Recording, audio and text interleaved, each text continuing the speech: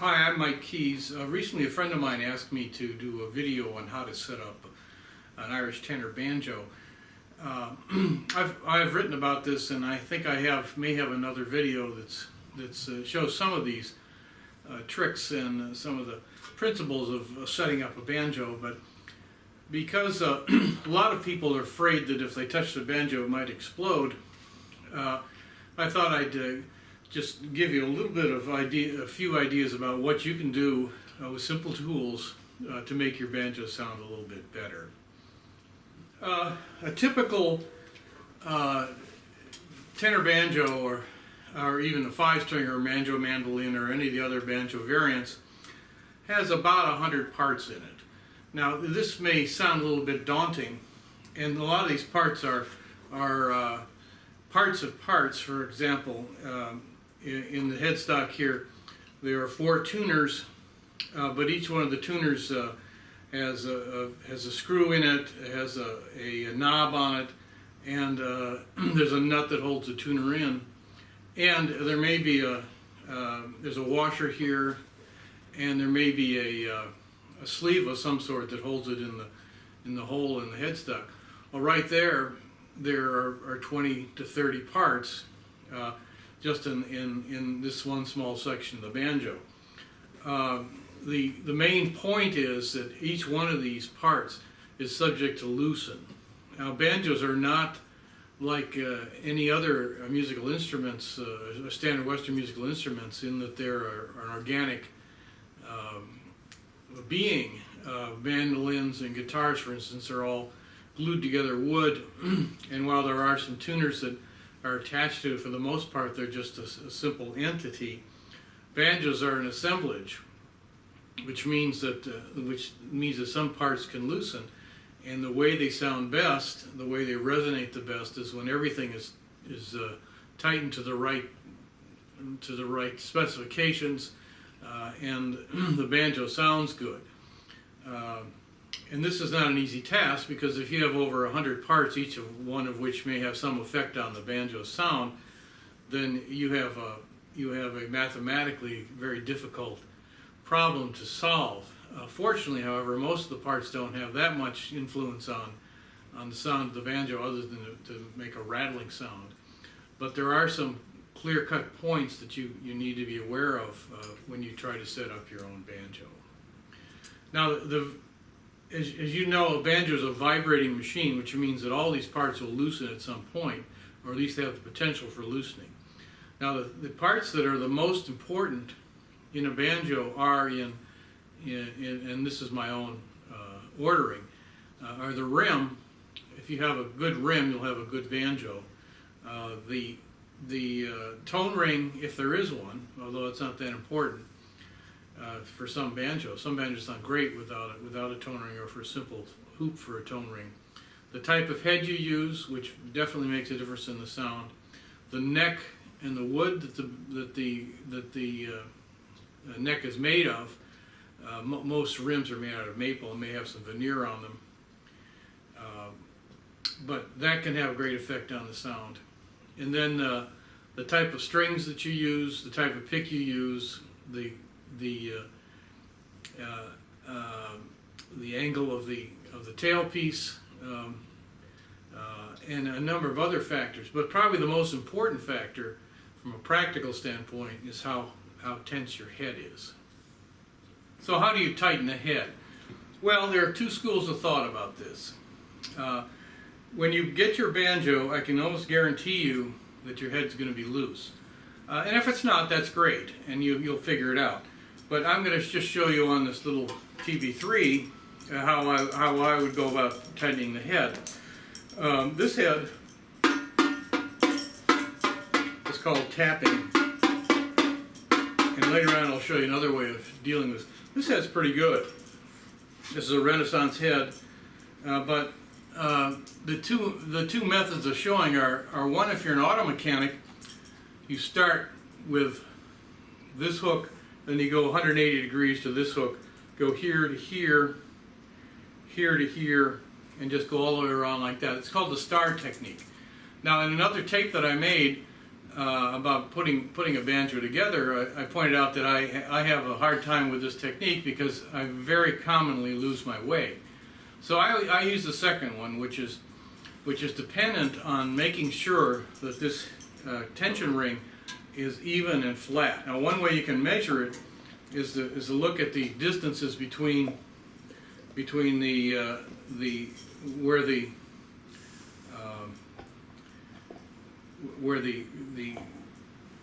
portion that holds the head on is and some other point. And this should be fairly even all the way around. I am going to show you something else. I had to bend all these hooks around this because this, instead of a flesh hook, which is probably about half the size, this thing is this thing's wider, so I'd have to push things around. At any point, it's going to be fairly even all the way across. And here's the trick: these are Gibson nuts, so that means they're 1/4 inch, and I like to use a ratchet wrench. So I will start with this one and just slightly tweak it. Notice that 32nd of a turn or something. This one's actually a little looser, so by my feel I'll go farther. This one's a little looser. This one's a little farther. This one actually is fairly loose. But what I'm trying to do is just go by feel, and just going around like this until I get a similar tension on each one of these. Now this can be a little tricky because if you've got rust on these things, I always coat them with paraffin. Then you may not get the same feel. But these this goes all the way around, and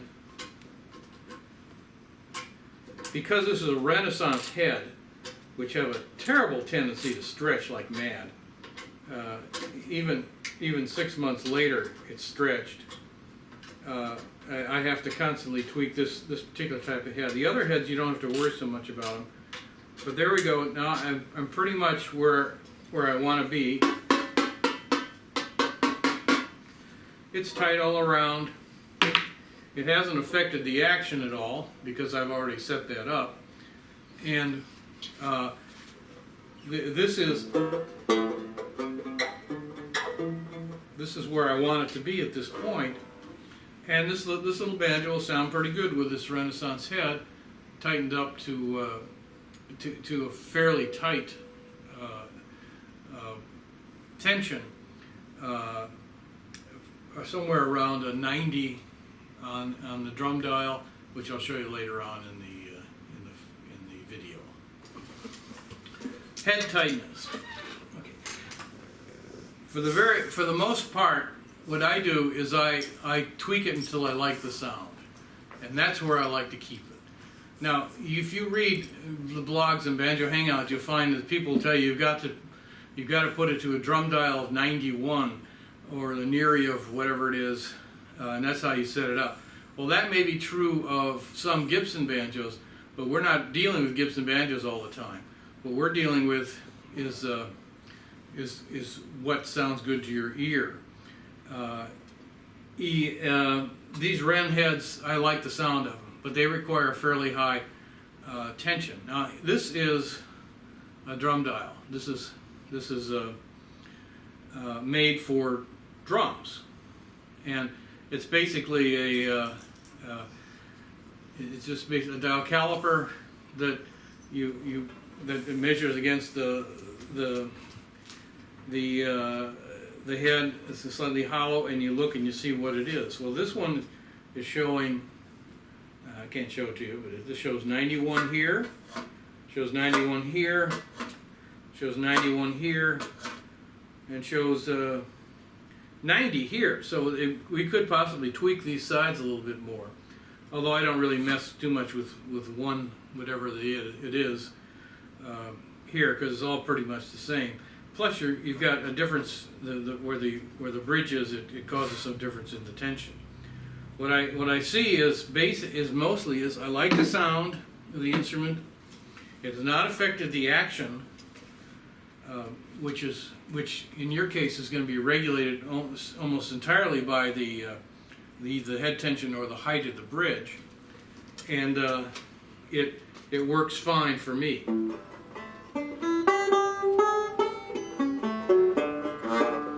Now, some people may not like this particular sound of the banjo. Well, that's fine. That's what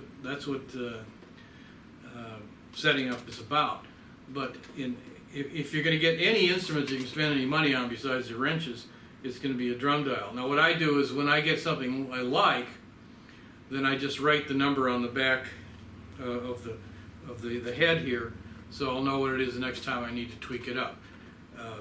Frankly, it's almost always 90 or 91, so I don't even bother doing that anymore.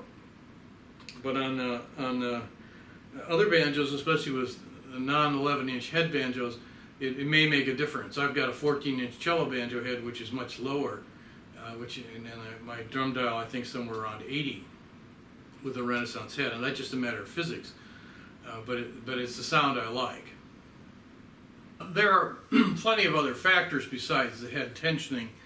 But as I pointed out earlier, this is the simplest thing you can do because invariably if you get a new banjo or a used banjo, the head's going to be loose simply because this is a vibrating machine which tends to loosen things.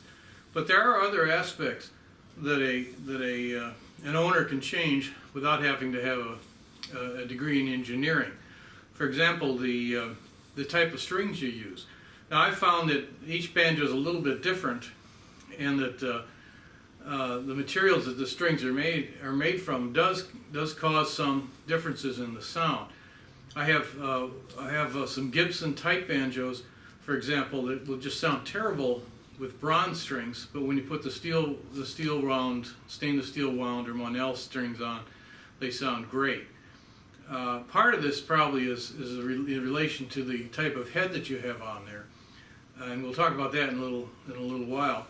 But just changing the strings, and then of course changing the diameter of the strings, can make a big difference. Here's one of the biggest bugaboos that Irish tenor banjo players talk about, and that's the short scale banjo and what kind of strings you use on it. This happens to be an older 1923 Gibson TB3. Which is actually a fairly nice banjo, very quiet, and a very short scale. In order to make it sound good, I have to put a somewhat heavier G string on it. Now this one happens to be a 42 or 44. And that's actually not much different than the ones I use on the full 23-inch scale instruments. And the reason for that is that for some reason this particular instrument responds well to that. So you don't always have to go with a 46 or 48 or even a 50 like some people do on these short scale instruments. For one thing, when you get into that heavy a string, you're starting to put a little more tension on the neck, and a lot of these necks have no internal stiffening. They don't have truss rods, and they will tend to bend, although the short necks don't bend anywhere near as much as the longer necks.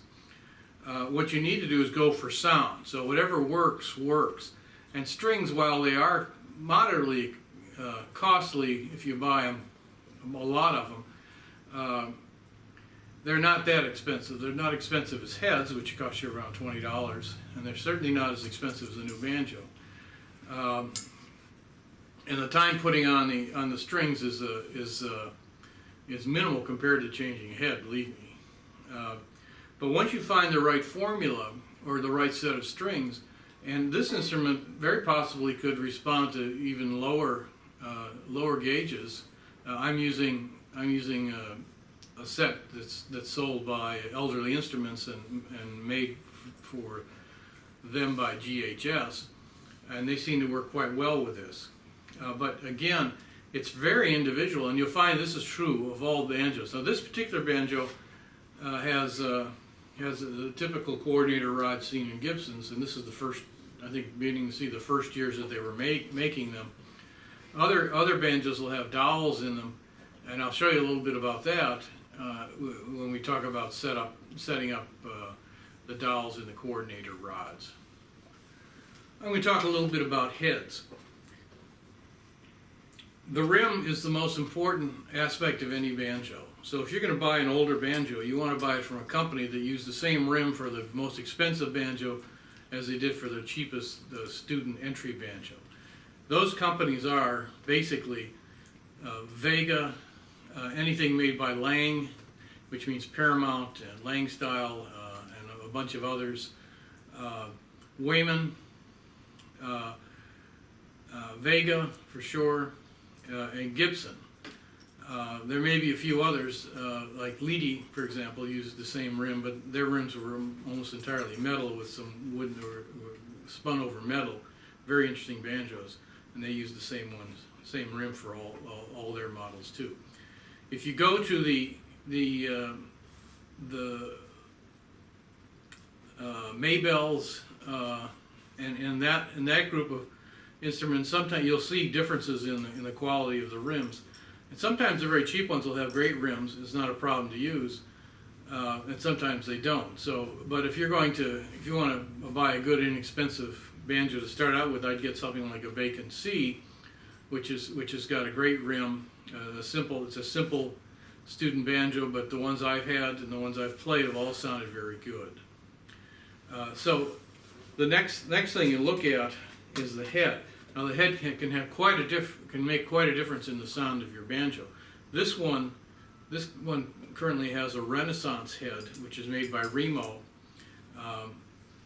and they're becoming quite popular because they give a somewhat skin-like a tone. For those of you who are willing to make the sacrifices, there's no question a good skin head gives the greatest, most complex tone available. They also give the worst tone available, depending on the humidity, the weather, and your ability to function with them. And they'll also explode on you if you don't watch out. So as soon as the Mylar heads came out back in the 50s, virtually every banjo player went for them because it was such a pain to deal with those heads. In fact, I think about half of all the banjo patents had to do with keeping the head stretched.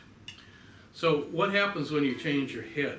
Well, this is a major project. It's not beyond any banjo players can, but it is a difficult project to do because it takes a long time. You're better off just tightening the head and figuring out what you like best and dealing with it there and trying to get your optimal sound, as we talked about before. But if you insist on changing the head, there's two things you have to do. First, you have to get the right head size. And in a banjo like this, the Gibsonoid and Gibson banjos, that's pretty simple because it's 11 inches. Epiphones of the A, B, C variety are 11 inches. But Lang style, Lang-made banjos, Paramounts are 11 1/8, and God knows what Vegas are because they change all the time. Bacons tend to be 11 inches. Most modern banjos are 11 or 12 inches. The Lang style came in two different sizes, 11 inches and then nearly 12 inches, depending on which model you got. So you have to very carefully measure it, and you have to measure it at several different places because older banjos, if they're not set up properly, may warp somewhat, and the heads. The rim, becomes somewhat oval, which may require a different head. In addition, the modern heads were not designed for the older banjos. The older banjos were designed to have a wire loop, and then you wrap the head material, which is usually calfskin, around it and stretched it. So the modern heads have a thicker aluminum part on them that may not fit the hooks on your banjo. You may have to take a grinder and put little grooves in there, or you may have to bend the hooks. Now, in the when I showed you the 1923 Gibson, that's exactly what I had to do. I had to bend those hooks around a little. Fortunately, they didn't break on me, and it worked out pretty well. But changing the head makes a big difference. So is there a rule of thumb? Yes, the thinner the head, which means the clear head being the thinnest, the brighter the sound. If you put a fiber skin, Remo fiber skin head on, you're going to get a thumpier sound. It's actually a drum head that they turn into a banjo head. If you get a thicker coating on them, like some of the Taiwanese versions of the Remo heads, they have a different sound, a little more bass. But again, it has to do with your banjo. Your banjo wants a certain head, or certain types of heads, usually, although some banjos can take any head and sound good. But when you decide to change a head, and of course you may be forced to change a head because it broke, then you're up for a not difficult, but a lengthy process. So how do you change the head? Well, I'm going to change the head here because that's just a pain in the ass and it takes too much time to do. But I can describe how it's done, and you'll probably find some YouTubes that show you how to change the head. Basically what you do is you take the resonator off of the machine, and I call it a machine because that's what banjos are, and then you just unscrew all the bolts and take the hooks off, lift the tension ring, which is this top ring here, take that off, and that leaves the head, and the head will come off, although you may have to encourage it to come off because sometimes they stick to the tone ring or to the wood. Don't be afraid to take a piece of wood, stick it up against there and bang on a little bit just to take it off. It probably won't hurt the banjo. But again, this is where your tolerance comes in. If you don't have the tolerance for this, get somebody else to do it. Then you have to make sure you have the right size head. You come back and fit it. And what I always end up doing is having the little logo on there slightly off center. I for some reason can never get it right. But then you put the tension ring back on, and then you find out that it's maybe a little too much length for the bolts that you have, for the hooks that you have. So you have to figure a way to get them down. I always put these two on, these two on, these two on, and these two on to start it out, and then slowly bring it down. The entire trick on this is to make sure that the tension ring is flat and parallel to the head. Because if you don't do that, you're going to warp the tension ring, which is something you don't want to do because that's expensive, but it may also warp the rim, which is even worse. Then you gradually put on the other hooks and bolts, until you get the head fairly tight. And the way you test the head tightness is usually by feel and by experience. But there are some machines that show you how to do it. Okay, so how do you set up this bridge? Bridges on the banjo are freestanding, which means that they're not glued in, they're not locked in any way. Although of course there have been patents that have them locked in. The tricky part is that each banjo has its own scale, which means the amount length between the nut and the bridge. In this case, it's a 23-inch scale, at least nominally. This is a standard scale for a lot of tenor banjos. It's called the long scale by those who care about it. The other ones who are 19 to 21 inches are called the short scale. And there's a technical issue as far as getting the thing to sound right and getting it set up properly. The shorter scales being much harder to do because it's more critical as to getting the banjo bridge right. And also the sound, as far as I'm concerned, is not quite as full as the 23-inch scale. Most of your professional players use the longer scale instrument. Somebody like Angelina Carberry uses a shorter scale because she's very small. It's a lot easier for her to do it, but she has a great instrument, and she gets a tremendous sound out of it. So you certainly can't fault her, as I don't. I've owned long and short scale banjos. I've loved them all, and these Gibsons are the ones I'm currently dealing with. So how does this work? The banjo scale has to do with where the banjo bridge is placed, but also the gauge of the strings has something to do with it. So if you'll notice, I don't know if you can tell, but this is not at 90 degrees to the nut.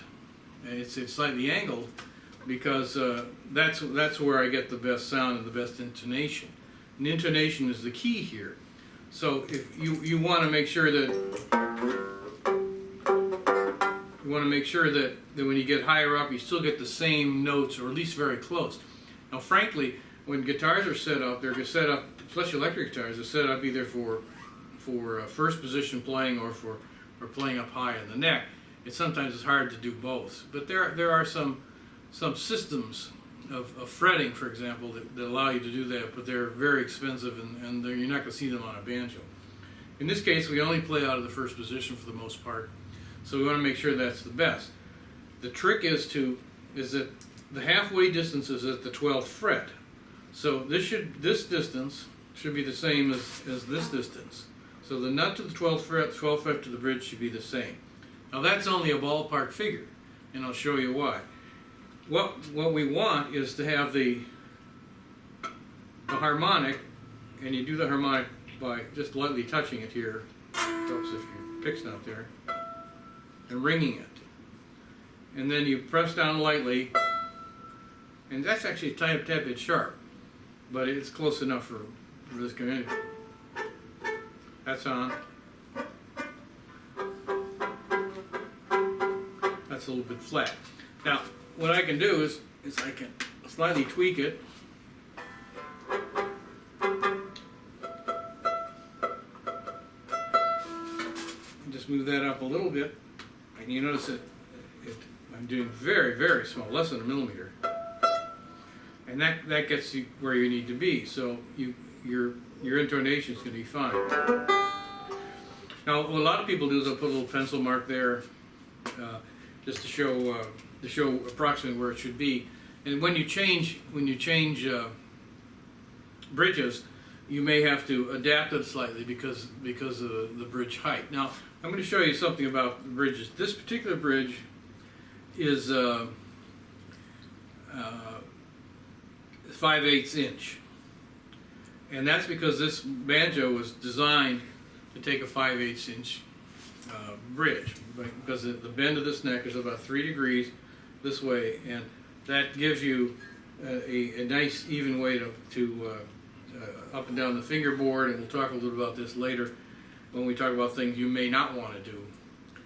But you have the leeway of about 1/16 of an inch with most banjos if you want to get slightly lower, slightly higher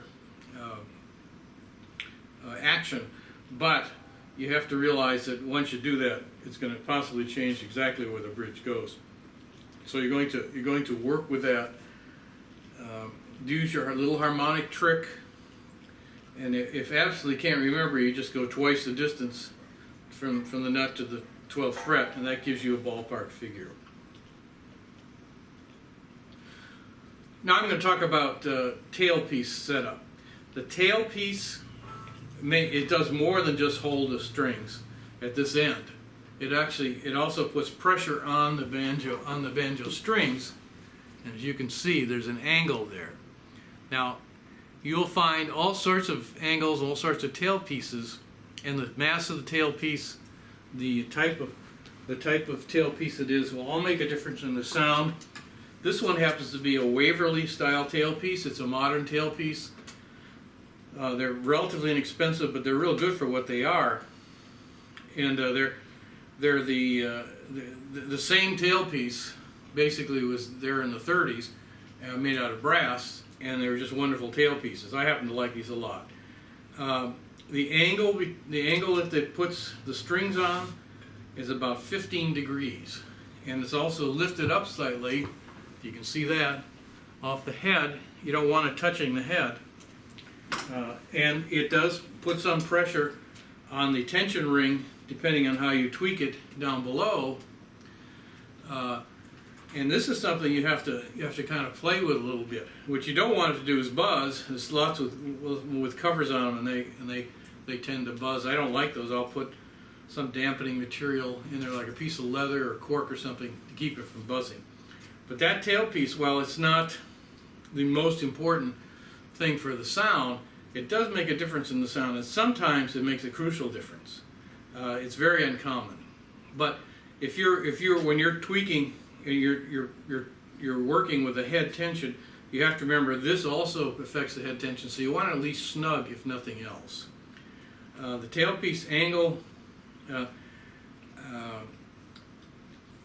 does make a difference in the sound. There are tailpieces that put virtually no pressure on, like the no knots. And then there's the ones like the Edinger copies that you can get from ABM that have individual fingers that can put different stressors on the strings. Now the idea behind those was that you had an even amount of tension on each one of the strings, which you can't really get with this. A lot of people try to use them as fine tuners. They're not really good for fine tuners because it ruins the tone, as far as I'm concerned. That's what the tuners are for. Well, so far we've looked at the head, the most important. We've looked at the strings. We've looked at the bridge. We've looked at the tailpiece. All of which are very useful for helping you helping you set up your banjo. In fact, those are the major ones that most people use. Less commonly changed out is the playability at the nut, and the nut is if this slot here is too low, which is what everybody worries about, then you'll have buzzing up and down here. But if it's too high, it's very uncomfortable. So there are techniques to get this so that it's just right. Now, what I like is just barely moving down. When I press on this second fret here, I can barely move it here. And it's actually not that hard to do, but you just have to have the right amount of equipment, the right equipment to do it. And nut files run about $100. And then you have to have some gauges and other things. So it's really not worth your while to do that when you pay $20 to a luthier. You have to set up 5 banjos before you get paid back on your nut files. If you looked at my how to set up how to make your own tenor banjo video, you'll see that I'll talk a lot about these coordinator rods. These are the things that frighten the hell out of most banjo players who have this style of attaching the neck to the rim. Basically, what it is that this nut and this coordinator rod on the bottom here, they attach the neck to the rim. Everything else is a matter of stability and some tension. The idea is that these rods should be fairly neutral in their stressors, so you don't, because if you put too much stress on them, it'll warp the rim. Most people I know don't mess with them, and there's no reason to mess with them because you're not trying to get a sound that's so particular that only Earl Scruggs can play it. So what if you have one of these? This is a banjo that was made in Chicago in the 1920s. It's a student model. It's not particularly good. It's got a 10.5-inch head, but mainly it has a wooden dowel stick, and that attaches the neck. And it's a 1-point attached to the neck. This one's made out of maple. These are not an integral part of the neck themselves. They're actually put into a hole that's in the neck, and then you fit everything very closely. You hope that you get the angle of the neck properly, and then it attaches to the neck with this little device here, which has wedges in here to wedge it up against the rim, holding the neck on, and then it attaches at this end where the tailpiece is also there. This one has a very simple tailpiece that exerts very little pressure, and these have a tendency, at least in the very cheap ones, to warp in some way, shape, or form. The most common thing that happens is that these banjos are put away for 50 years in someone's attic, The heat in the attic melts the hide glue. It changes the angle of the neck considerably. You bring it back down because you're going to learn to play the banjo, and the glue hardens up again. And then all of a sudden you've got a banjo that's very difficult to play because the neck has come up collywobble this way or something. Or if a string's around, if it still has the original strings, it may warp the neck in some respect. So I'm not saying stay away from these banjos, I'm just saying that they're a different animal, and you're not going to be able to fix this at home. This requires an expert who knows what they're doing to reset these necks. So I wouldn't mess with them at all. Again, here's another thing. What about the frets? What happens with the frets? How am I going to deal with the low frets and everything? Or if they've got little gouges in them, or if there's divots in the fingerboard. Well, the divots really aren't that bad. They just look terrible. But if you've got a warped neck or you've got worn frets, or if you've got any of these problems, unless you're getting to be very bold in dealing with this, you really need to send this to an expert. And I would not send it to a guitar expert, I'd send it to a banjo expert. There are people like Vinnie Mondello who were on the web who were very good at this sort of thing and can fix your banjos up quite well.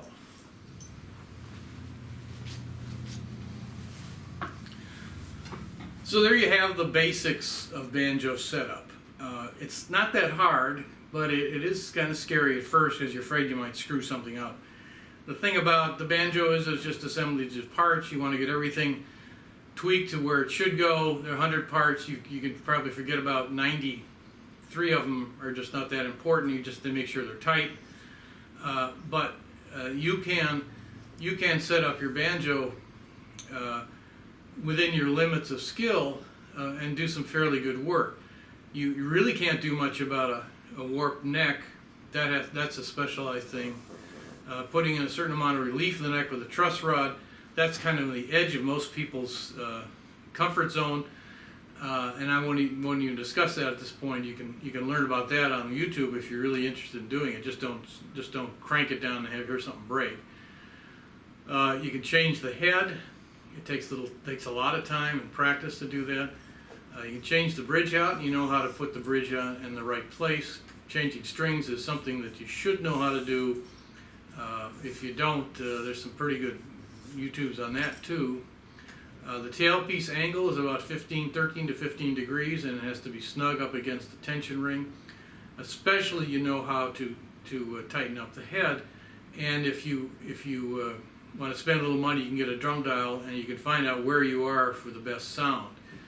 I didn't mention picks, but pick material makes a huge difference in sound. Pick thickness does. I hate anything over 73.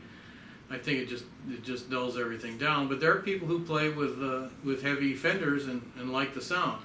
A lot of this has to do with your ear. If you like the sound, that's where you should be. If you don't like the sound and you're getting frustrated, you might ask somebody to help you out. You can't mess with the frets. The neck angle is a tricky thing to deal with. The coordinator rods on Gibson type instruments and other instruments similar to that are tricky. But with a little bit of practice and some study, you can actually do that. It's not that hard. And I do have a video that shows you how to deal with that. If you really want to know how to work a banjo, you take it all the way apart, put it back together again. But that's a masochistic exercise as far as I'm concerned. And if you have any questions, just write me at this blog, and I'll be glad to answer them for you. This is Mike Keys. Thank you.